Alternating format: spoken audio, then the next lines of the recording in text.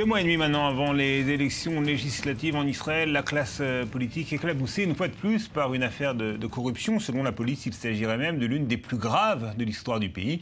Et elle concerne plus particulièrement un parti, le parti Israël Beitenu, dirigé par le chef de la diplomatie, Avigdor Lieberman. Nous en débattrons ce soir avec Michael Brezacher, membre du comité central du Likoud, le parti de Benjamin Netanyahou, et Laurent Siget, porte-parole du Parti travailliste. Merci messieurs, merci à tous les deux de nous avoir rejoints. On se retrouve dans quelques instants pour le débat, mais d'abord la question du jour. Nous avons demandé aux internautes si la corruption était une constante inévitable de la vie politique israélienne. En Israël, 2 mois et demi avant les législatives du 17 mars, le parti politique d'Avigdor Lieberman, Israël Beitenu, est de nouveau touché par une affaire de corruption. Du parti Kadima, en passant par le Chass, rares sont les partis politiques israéliens qui ont échappé à ce genre de scandale. À l'étranger aussi, les cas de corruption sont pléthores et c'est donc la question que nous avons posée aujourd'hui à nos internautes. La corruption est-elle une constante dans la vie politique? Je vous propose de regarder tout de suite les résultats de notre sondage. Vous allez voir tout de suite sur l'écran. Ce soir, le oui l'emporte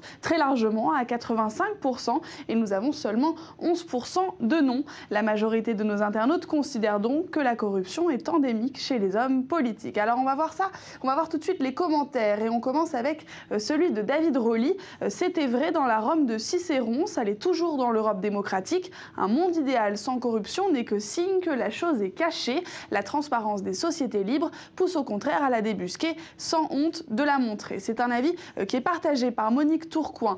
Pour cet internaute qui dit pouvoir, dit abus de pouvoir. Les affaires de corruption sont inhérentes à toute classe politique, quelle qu'elle soit. Ce n'est pas nouveau. Quand on se situe à un tel niveau de pouvoir, les dérapages sont très fréquents. Comme je vous le disais, ils sont aussi 11% à avoir voté non. Selon Eva Dahan, que ce soit les politiques ou autres, la délinquance existe, mais heureusement, il y a des gens honnêtes dans tous les milieux. Et enfin, je vous propose de terminer avec le commentaire d'un autre internaute, Pierre. Non, affirmer que la corruption est une constante dans la vie politique est excessif. Des élus locaux se battent chaque jour de manière courageuse pour défendre certaines idées. Il ne faut pas réduire la politique à une minorité et cessons de voir le verre à moitié vide. Voilà, c'est tout drôle pour les opinions de nos internautes ce soir. Je vous laisse en débattre avec vos invités. Et puis je vous rappelle que vous êtes toujours invités à participer à notre débat sur Facebook et sur Twitter. Et n'oubliez pas de voter sur notre site internet www.i24news.tv.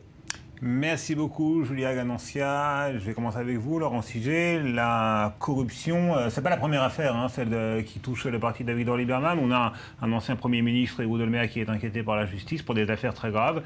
Est-ce que véritablement vous avez le sentiment, comme la plupart des internautes interrogés, que c'est quelque part inévitable dans la vie politique d'une démocratie? Je crois, d'abord, je dois dire qu'en tant que démocrate, ça me fait de la peine. Je dois dire, quel que soit le parti politique pour lequel il y a des doutes quant à la corruption, ça fait de la peine parce que ça décrédibilise évidemment tout le système politique et toute la démocratie.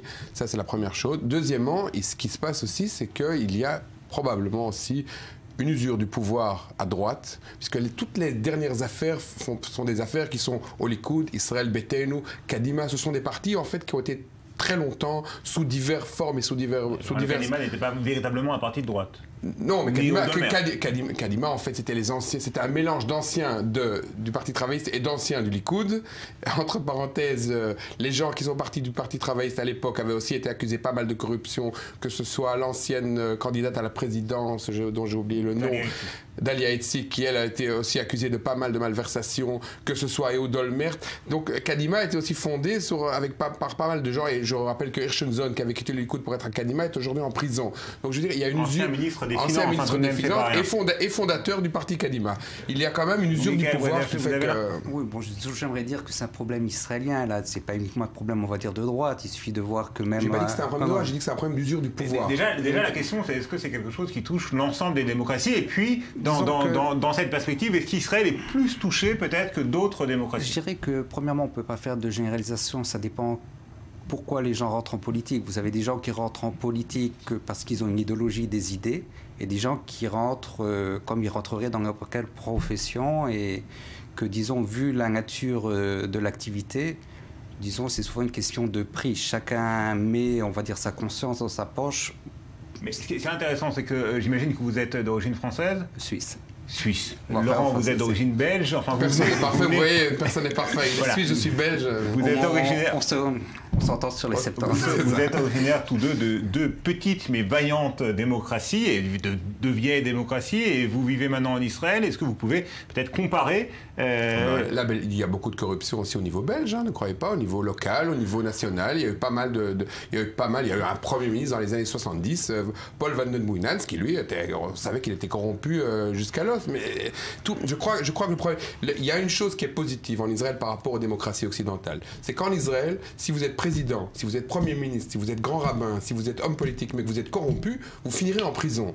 Or, vous voyez ce qui s'est passé avec Jacques Chirac et la mairie de Paris. Il y a eu des enveloppes, il y a eu des choses qui se sont passées, on l'a pas mis en prison. On peut se réjouir de cette vitalité, en tout cas du système judiciaire israélien. Disons que le système judiciaire israélien est souvent accusé d'être à deux vitesses, c'est-à-dire qu'il s'avère que, je dirais pas que, on a l'impression que les gens comme Derry ou des gens de droite sont plus poursuivis pour des affaires de corruption que des gens de gauche qui... Ils sont peut-être plus corrompus à la base. Je suis pas sûr. Parce que tout de même, si on regarde statistiquement, quel est l'homme politique de gauche qui a été accusé dans les 20 dernières années? Je vous pose la question. Donnez-moi un nom. Barak ou même Herzog qui s'est tué à l'accusation d'association. Mais là, il n'y a pas le débat. Si, le débat est quel est l'homme politique de gauche qui a été accusé dans les 20 dernières années? Mais Oudbarak n'a pas été accusé. Il y a beaucoup de gens qui lui reprochent les choses, mais on n'en parle pas dans les médias. Mais je ne pense pas que ça soit de l'intérêt des téléspectateurs. Je dirais qu'il y a un problème de base. La droite, à l'époque même de Sharon, il y avait beaucoup de gens qui étaient très corrompus. Ce que je dois reconnaître, c'est que depuis une dizaine d'années, tant à gauche qu'à droite, il y a des gens de bien meilleur niveau et bien plus honnêtes. Et à droite et à gauche. C'est votre constat également? Non, moi je crois qu'en fait, je vous dis, je crois qu'en fait, il y a une usure du pouvoir qui se fait et maintenant il y a beaucoup d'affaires qui sortent. Lorsque vous entendez sur Lieberman, parce qu'il y a eu quand même ces derniers mois, il y a eu l'histoire, bon, je ne vais pas commencer à rentrer dans des choses très, très politiques internes israéliennes, mais on a parlé de la réforme de la réforme médicale, sur laquelle il a mis un frein. Il y a eu des choses qui se sont passées qui étaient vraiment... C'était limite. C'est quand même un peu curieux, et c'est une question que j'adresse à chacun de vous deux, c'est que régulièrement, à chaque campagne électorale, eh bien, quelques mois avant que les Israéliens se rendent aux urnes, soudainement, une nouvelle affaire jaillit et concerne justement Avigdor Lieberman. C'est un peu curieux. Il y a eu la même chose pour Chasse, il y a la même chose à l'époque de Derry, il y a la même chose à l'époque de... Vous voulez quand même que les gens votent en toute conscience. Si maintenant on n'avait rien dit, on avait attendu la fin des élections, qu'il avait reçu 12 mandats, qu'il fallait qu'il démissionne... Pourquoi pas ne pas révéler cette affaire il y a 2-3 mois lorsqu'il n'était pas question d'élection? Il faut poser la question au ministère de la Justice. Moi j'aimerais quand même, on va dire... préciser que, on va dire que l'usure, enfin ces attaques, disons il y a certaines branches qui ne sont pas élues démocratiquement, on va dire comme la presse ou les tribunaux, qui... Vous parlez d'Israël Hayom, je suppose. Moi, je ne parle pas, encore une fois, je ne veux pas atteindre ce niveau-là. Non, mais les gens ne peuvent être d'accord ou pas. Mais dans une démocratie, la presse n'est jamais démocratiquement. On m'a posé une question, je vais répondre. Israël Hayom, c'est peut-être pas un bon journal, mais dans une démocratie, je me battrai pour que toutes les opinions soient exprimées. C'est-à-dire de là ce qu'un État démocratique ferme un journal. De sauver la 10e chaîne israélienne qui a été fermée hier par Netanyahou. La différence, c'est que la 10e chaîne est payée avec les deniers publics, tandis qu'Israël Hayom est payé par un particulier. Mais là, il n'est pas le débat. Pour répondre à la question, ce qui est très dérangeant au niveau politique, c'est qu'effectivement, avant chaque campagne, je dirais, on attaque les gens qui dérangent ou qui n'ont pas, disons, amené le matériel. Encore plus fort, je dirais que même, il arrive très souvent que quand un gouvernement est formé et que le ministre de la Justice qui veut faire des réformes au niveau juridique est nommé, tout d'un coup, on lui ouvre une enquête qui souvent ne donne rien, mais pendant ce temps, on nomme quelqu'un d'autre et on élimine le danger potentiel. Qu'est-ce que vous pensez du silence relatif de la plupart des dirigeants politiques quant à cette affaire qui touche pour l'instant indirectement à Avigdor Lieberman lui-même n'est pas pour l'instant inquiété par la justice, il n'est pas interrogé, ça va peut-être venir, mais c'est pas le cas pour l'instant. Et puis c'est pour le moment, ce n'est pas lui directement qui est impliqué, ce sont les gens, les cadres de son bras droit, les cadres de son parti qui sont impliqués. Et pourtant, eh bien, tant Likoud que dans votre parti, le parti travailliste, on n'a pas dit grand-chose pour dénoncer. Israël Herzog s'est exprimé hier à ce propos en disant évidemment que c'est très... Si les choses... écoutez, les gens, quand il y a une décision qui est prise par la justice, c'est toujours un peu délicat de condamner quelqu'un à l'avance. Donc il a mis les points sur les i en disant que si ça s'avérait vrai, ce qui est probablement vrai, parce que quand même, quand on arrête déjà 40 à 50 personnes, c'est qu'il y a quand même déjà des choses très sérieuses. Il ne s'agit pas d'une personne, il ne s'agit pas de deux personnes. Il s'agit... La police parle de l'une des affaires de corruption les plus graves de l'histoire d'Israël. Quand vous lisez les choses qui sont dans la presse, même dans Israël ailleurs, mais vous avez encore ce que je voulais vous dire aussi, c'est que vous avez beaucoup de chance au Likoud que vous êtes séparés, enfin qu'il se soit séparé de votre parti il y a quelques mois, sinon vous seriez aujourd'hui avec ce problème-là sur le dos. Oui, mais j'aimerais quand même essayer de placer le débat, répondre et pas faire uniquement de la propagande, de la polémique qui n'a pas grand-chose à voir.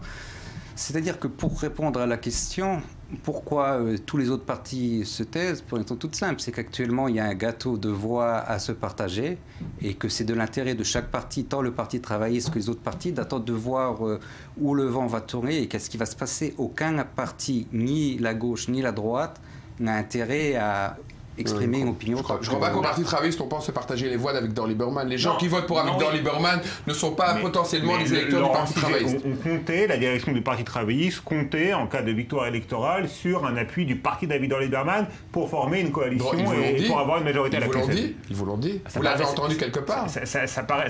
Moi, je n'ai pas eu vent de ce genre de choses.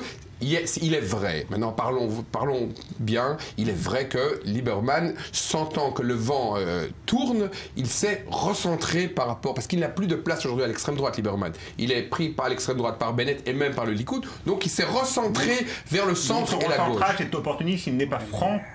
Non, il n'est pas franc, mais c'est parce qu'il sent le vent venir. Moi, je ne sais pas, premièrement, la question, on parle d'un problème de corruption, d'accuser Lieberman d'extrême droite alors qu'il est prêt à, disons, échanger des territoires et qui est très à gauche pour les gens de droite.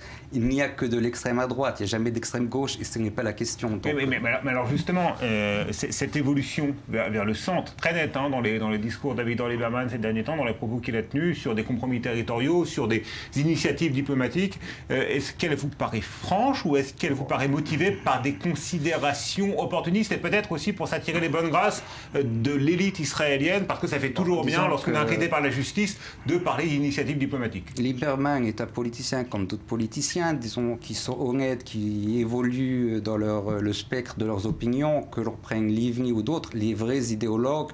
En politique israélienne, il y en a très peu. Il y en a même, pour vous faire plaisir, à gauche, Shelly Yahimovitch, qui a des idées et qui se bat pour elle. La plupart des gens passent souvent d'un parti à l'autre, selon les intérêts. Et Lieberman lui-même, son évolution comme ça vers le centre, qu'est-ce que vous en pensez? Et est-ce qu'elle est liée à cette affaire de corruption? Premièrement, je ne suis pas sûr que ce soit une évolution. Ce qu'il dit, il a déjà toujours dit. D'un autre côté, encore une fois, il y a une grosse polémique. En fait, il parle très très fort, mais au niveau des actions, il n'a pas fait grand-chose. Là-dessus, nous sommes d'accord. À tous les niveaux, il a parlé beaucoup de laïcité, il s'est allié avec les ultra-orthodoxes à Arad, il a parlé de contrat de mariage, il ne l'a jamais fait. Donc, je veux dire, c'est quelqu'un qui est avant tout opportuniste et surtout très pragmatique. Mais je dirais, moi je ne vote pas pour Lieberman, vous non plus. Et Lieberman n'est pas accusé. C'est vrai, mais jusqu'à 2 mois, il faisait partie de votre parti. Donc, de mon parti? Du Likoud. C'était Israël, Likoud, c'était une liste commune. Je ne vous porterai pas l'insulte jusqu'à ce que dire que Livni fasse partie de votre parti. Je vais dire... C'est vrai, mais enfin, Livni pour le moment n'est pas accusé de corruption, donc on parle bien de Lieberman pour le moment. Bon, mais il y en a d'autres. Vous parlez de corruption. Encore une fois, Lieberman, si il a été accusé, il a été jugé, il a été blanchi plus ou moins clairement. Son parti, il y a certainement des problèmes. Il y a aussi beaucoup de problèmes à l'intérieur même du Parti travailliste, des gens qui ont quitté le Parti travailliste. Donnez-moi des noms et donnez-moi des cas. Alors, ce sera plus... Parce que dire en général, c'est toujours très, très facile à droite. La gauche et la droite, tout le monde est la même chose. Dites-moi, donnez-moi un exemple de ce que vous venez de dire. Ouais, je veux dire, il y a des gens comme Peretz qui ont, disons, amené des cartons avec des voix. Amir Peretz à l'époque. Il y a aussi, je vais dire, Barak, il y a aussi votre leader actuellement, Herzog, qui n'a jamais répondu à la justice suite aux associations. Il s'agit, je crois que M. Fesbg fait référence à l'affaire, une vieille affaire, l'affaire des associations qui avaient été montées pour soutenir Barak. Une fois pour toutes, il faut répondre à ça, parce que j'ai quand même bien lu rapidement en une seconde. À l'époque où les associations qui soutenaient Ehud Barak ont été créées, c'était en 1990, 96. La loi venait d'être changée par rapport à ce qu'on pouvait dépenser du point de vue électoral. Donc je veux dire, c'était pas un problème. C'était pas un problème. De toute façon, il n'a jamais été. Je peux vous donner le nom de l'ancien chef du gouvernement, Shimon Peres, qui a mis en cause. Ce ne sont pas des gens qui sont pas aujourd'hui. J'aimerais qu'on revienne pour vraiment les toutes dernières minutes sur l'affaire Lieberman. Est-ce que, d'après vous, le fait que Lieberman ait recentré son discours, ce soit pour, encore une fois, s'attirer les bonnes grâces d'une certaine élite israélienne, alors qu'il savait sans doute que son parti était impliqué dans une affaire grave. Ce que vous dites est très grave, parce que si ce que vous dites est vrai, ça veut dire qu'il y a une élite juridique qui en fait fixe qui va gagner les élections. Mais non, je ne crois pas à ça. Je crois simplement qu'il a senti le vent tourner, qu'il sent que la droite va perdre les élections. Merci Laurent Siget, merci Mickaël Patriget. C'est la fin de ce débat. Je vous retrouve dans quelques secondes pour l'inviter. On va continuer de parler de corruption et de démocratie, puisque c'est un chercheur du Centre pour la démocratie israélienne qu'on retrouve dans quelques minutes.